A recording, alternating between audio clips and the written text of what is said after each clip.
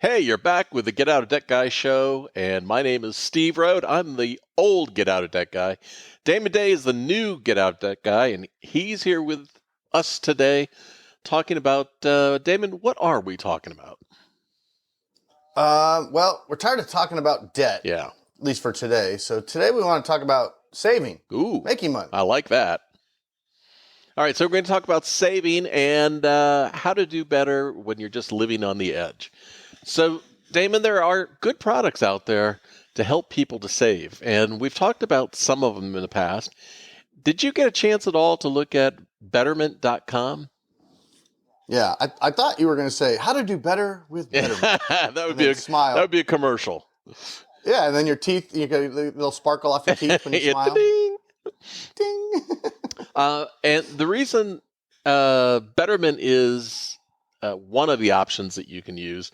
We're going to talk about that in general, but I would like to talk about why saving is important. Damon, you've talked to a lot of people over the years, being the professional debt coach, who have absolutely no reserve, have no money. Is that right? Yeah, in fact, I think we're almost as a culture, we're at a point where the credit cards are the reserve, and that's kind of people use the credit, and they kind of build this notion around the card of, well, I need to have this credit available in case there's an emergency. And so when we talk about, especially when we get into a little bit more creative options to get out of debt, if they're in a situation where they just can't, Dave Ramsey, as you say, tiny feet their way out of it.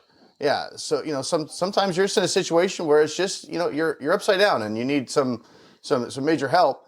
But it always goes back to, I have to have a credit card. I don't want to get rid of all my credit cards. I have to have this one credit card for this emergency. And then I go back to, if you had the cash in the bank, you wouldn't need the credit. And the other big thing I always point out, especially as their utilization ratios are getting to the point where they're maxed out and they're getting desperate, that available credit that you have that you're relying on just in case there's an emergency, that can get taken away from you with one letter from that credit card that says, you know what? We've reevaluated your life choices and we've decided that we don't want to be a part of it anymore. Well, you look risky. And they lower that credit limit. Yeah, they lower that credit limit on you. And so, $2,000 cash in the bank is much better for your family than $2,000 in available credit on a credit card that can be taken away tomorrow. I remember the very first credit card that I had. I got it in case of emergency, and I still distinctly remember my very first purchase at the Potomac Village Deli. Sounds like an emergency. The emergency was, it was my turn to buy the case of beer, and I didn't have any money. It's an emergency, Steve. I justified it to myself by saying, this is an emergency. My friends are all going to be disappointed. Yeah. I need this beer. I need this beer. Yeah. So having money in the bank is not sexy. And the problem is that when you think about keeping your money in the bank these days, the savings rate that your bank is paying is like next to nothing. And so we end up with two problems. One, you never see any real return on your money when you're investing next to nothing. And number two, if you find yourself living paycheck to paycheck, month to month, then you just don't have any money to save. Now, my dad told me when I was a very young person, he said, Steve, no matter how much money you make in your life, your expenses are always going to grow to meet your income. And he's right. So unless we find a way to either cut back or make a reduction or make some extra money, you're never going to be able to save.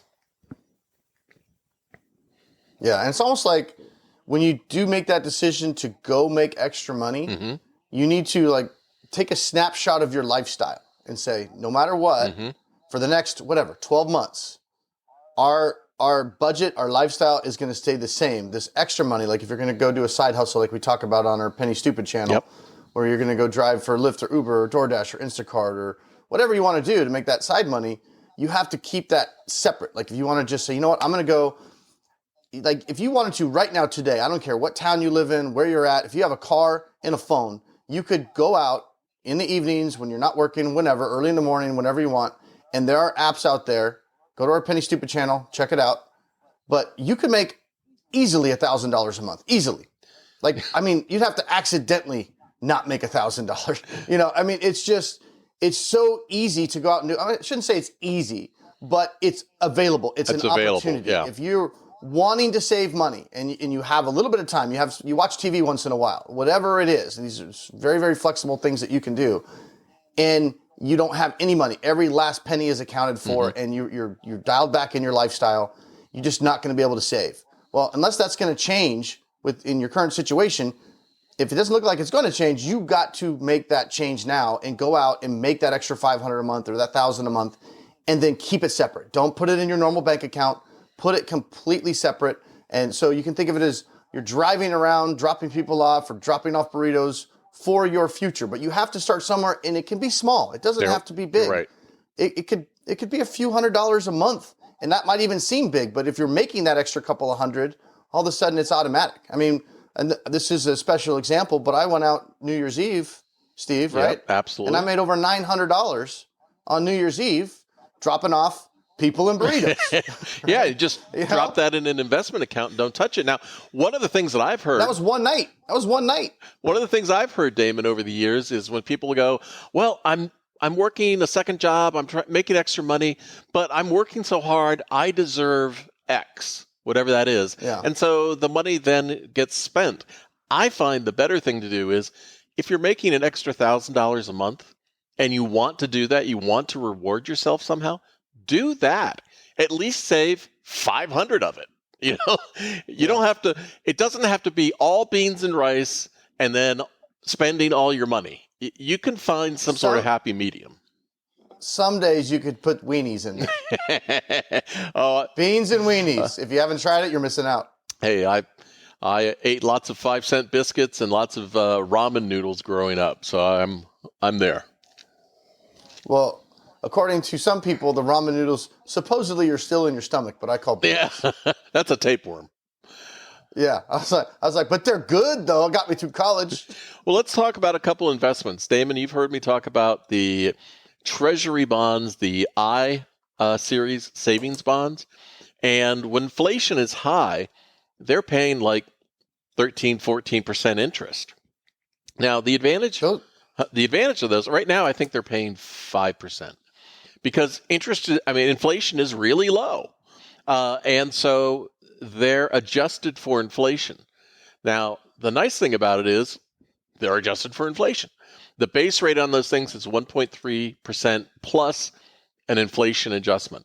So you're always going to be at least making more than what the inflation rate is. And it's going to be guaranteed by the federal government. You're going to have to leave your money in there for a longer period of time. But it's, like almost the safest form of investing. Damon, we mentioned at the top about Betterment. Now, Betterment... Hey, real quick on those I-Series bonds, they were paying quite a bit more about 2 years ago. Yeah, they were paying 14%, but that's because inflation was much higher 2 years ago. Yeah. So, if you're worried about inflation, you think inflation's going to go way up, then you can go to treasurydirect.gov and look at the I bonds. Actually, I'm looking at it right now. The current rate that they're paying is 5.27%. So you can, which is not as awesome as 2 years ago when we were looking at them, right? But because now, what's Betterment paying in their savings? 4.75, something like that. Yeah. And there are some more banks now that are finally getting the hint that they need to kick up their savings rate. So not all normal, quote unquote, normal banks are still paying a quarter, 0.5% a year. So they are starting to come up. That's the other side of the higher interest rates, right? So it's like, again, when rates are high, you don't want to be a debtor. You want to be somebody with money to invest, right? Because now, 3 years ago, to get 5% return on your money was not that easy. No. And you had to take on some risk to get a 5% return. Now you have to fall into a bank. Well, one of the nice things... You get a CD at 5%, Yeah, I'm not a huge fan of CDs because, your money is just locked up really tight. But one of the advantages of Series I bonds, not only because they're 100% backed by the federal government, that you can invest as little as $25, and you can make a regular monthly investment. You just set up a trickle investment if you'd like. Now, another option is something called Betterment, betterment.com. I've actually been a customer of theirs since the beginning, I think 2010 or earlier.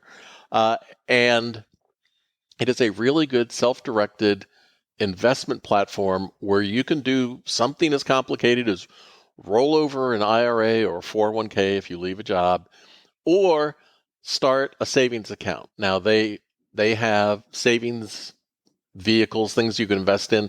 Some of them are stocks and bonds, but they also now have this general investing fund where there's a pool of Main Street banks that the money gets split out to as you invest, and they're paying 4.75%. You can make an addition or withdrawal at any time for no fee. And a 4.75% investment is, if you just kept trickle investing right now, you will be surprised how many hundreds of thousands of dollars you'll have when you get ready for retirement. It's not sexy. It's not the latest trend. It's slow and steady wins the race. Now, here's another thing about Betterment. Once you have some money, it looks like it's about $20,000 in a 401k, IRA, something like that, or just regular savings. Once you have that amount of money, you can get a free consultation with a certified financial planner that'll make a customized plan how to invest. If you don't want to do that, they automatically have plans that you can select, and the fees for this thing are just really low. And you can select, I want to plan for retirement. And it will automatically adjust your investment portfolio as you get closer and closer to retirement. It'll make it less aggressive and more stable. You can self-direct everything. Now, if you had money that you have in an emergency fund, you can put it in Betterment. Look and see what your bank is paying you right now, wherever you have that stash. If you put it in something like Betterment, 4.75%, and you could get to it. Your withdrawal is going to be like an ACH withdrawal. It's going to take 1 to 3 days, just like everyone does. If you had an emergency where you could wait to have your money in 3 days, then you can use something like Betterment, maximize your return, and still have access to your money for no additional cost. Yeah. Yeah, because that's paying more than what most CDs were paying 2 years ago. Yeah. Well, so let me see. Let me try to do the mental math. If you had CDs, it takes longer than 3 days to get your money out. That's true. And you have to pay a penalty if it's, if you're taking it out early. Now, let me see if I can do this. Okay, Damon, so right now, if you had about $15,000 in an emergency fund, that sounds like a lot, but ball out. Yeah, but if you did almost 15 days like Damon did driving this weekend, or 15 weeks of like when Damon drives and makes money, you could have 15 grand. If you just let that money ride, you're looking at, at the end of a year, almost an additional $1,000 that you didn't have to work for. And then as you let that ride, it just keeps multiplying and making money for yourself. Hey, you got your calculator in front of you? I do not. I have the web in front of me. Oh, I was going to say, if you can do some mental math real quick, just like like I said, you can go out and drive. You can easily make $500, $1,000 a month, whatever it depends, but do like $1,000 a month. Okay. In a Betterment account, yeah. Man, 4.75 in 20 years. And you just keep, you go out there and you drive it, and there's so many different apps that you can do. If you don't like people, everybody's got an excuse for everything. But check out our channel over at Penny Stupid on YouTube. There's all kinds of different things that you can do. If you don't like having strangers in your car, you don't want your car to smell like burritos or whatever it is, there's so many different things. You can find something that you can do and easily make just an extra $1,000 a month, completely part-time. You don't have to get hired by anybody. You don't have to get somebody's permission. You just can go do it whenever you want. The feeling kicks in. You decide you're tired of watching, that show for the 50th time, and you have an extra hour. You can go out and make $20 or whatever it is, and you put $1,000 a month in an account that you're not currently making right now, so it doesn't cut into your lifestyle. When I go driving, and I only drive part-time a couple days a week. Yeah. I make $3,000-$4,000. Now I live in Phoenix and stuff like that, but and I shoot for about $40 an hour when I go out and drive, and I'm pretty strategic about it. So that's what I'm saying. $1,000 a month is easy to make. All right, Damon, let's look at the numbers. If you put $1,000 a month, and you started with $1,000, we're assuming you're just making an extra $1,000 a month. And don't forget that as the months and years go by, hopefully that 1,000 becomes 1,500, becomes 2,000 or whatever. But if you're only saving $1,000 a month with some extra money, at the end of the year, at 4.75% interest, that's going to be about $13,300. Now, I wouldn't kick $13,000 out of bed for eating crackers. So that's good money. Now, I haven't heard that before.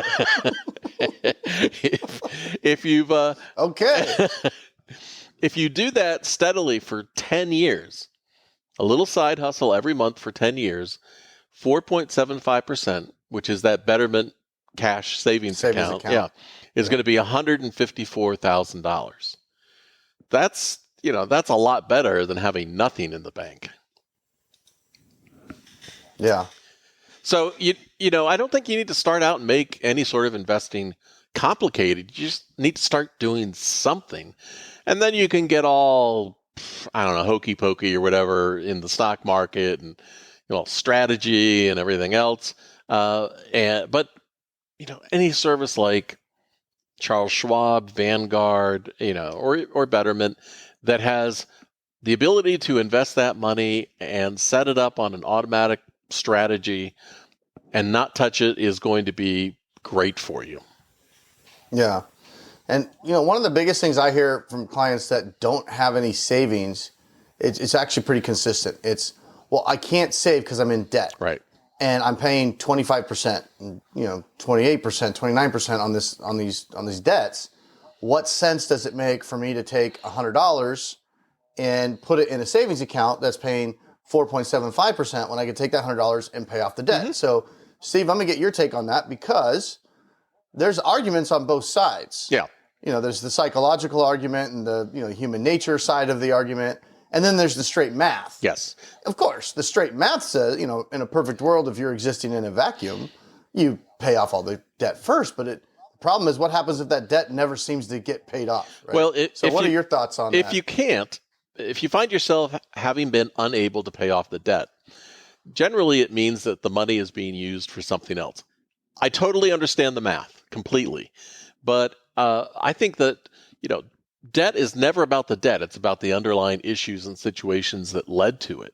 I would personally much rather see, after 30 plus years helping people, I would much rather see somebody take, let's say it's $100 debt, $25 a month into that savings account while paying down $25 a month on that debt. I think you've got to do both at the same time. Screw the math. You got to think, what is my money personality? In fact, if you go to my website, getoutofdebt.org, there's a money personality calculator that will show you what your unconscious approach to money is. And that will help inform you about what you need to do. Damon, if you leave people on their own to develop their own strategy, they're going to wind up doing nothing. And this is what frightens me about the talk that we've had over the many years of the government saying we need to privatize Social Security and people need to make their own investments. It's not going to happen. Not everybody is good at math. Not everybody's good at everything. Some people love spreadsheets and keeping things organized. And here's a dirty little secret. So, I've been the get out debt guy for 30 years. Damon is the new get out debt guy. And both of us absolutely just hate budgets. Right? I mean, hate budgets. I always call budgets a page of lies because, People just make up numbers that they put down on there. It doesn't really mean anything. What's your approach on budgets, Damon? What's a budget? Yeah. No, I mean, no, budgets are good to give you a snapshot, to force you to sit down and put numbers on paper and realize where your money's going. Mm-hmm. They're good for that. They're not good for changing habits and day-to-day decisions. Nobody's walking around with their budget in their pocket, these days on your phone or whatever. But you don't go, oh, I'm really hungry, let me check my budget. Like, you just, there's Taco Bell, I'm going to go eat. You're not like, and some people can do that, and some people do that. Right. Most people cannot or do not do that. It's not how you want to live your life, or you'll do it for a week or two. It's kind of like, go to the gym right now. Bet it's crowded. It's January 2nd. January 2nd. Yeah. Bet the gym's crowded. Go in March. Bet it's not crowded. Yeah, people always have a whole bunch of people going, I want to quit the gym, but they make me go in person to quit, and I can't go down there. I'm ashamed. They don't let you quit over the phone. Yeah. Now, you ever see that Friends episode, trying to quit the gym? No. Yeah, Chandler couldn't quit the gym because he had to go down there, and they'd always intimidate him, and oh, what are you, slob or whatever. So Ross bucks up and goes with them. Yeah. And then they both come back with gym memberships. Like, Ross was supposed to be the moral support.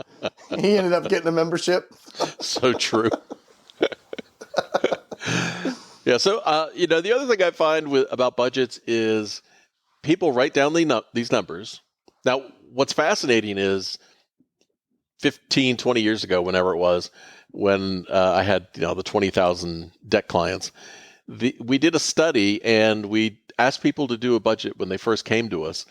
And then we did it like a couple months later, asking them to track their expenses. And what we found was that 75% of those people, their budget was incorrect by more than $400 a month, meaning their expenses were $400 or more higher per month that they never accounted for Always in their budget.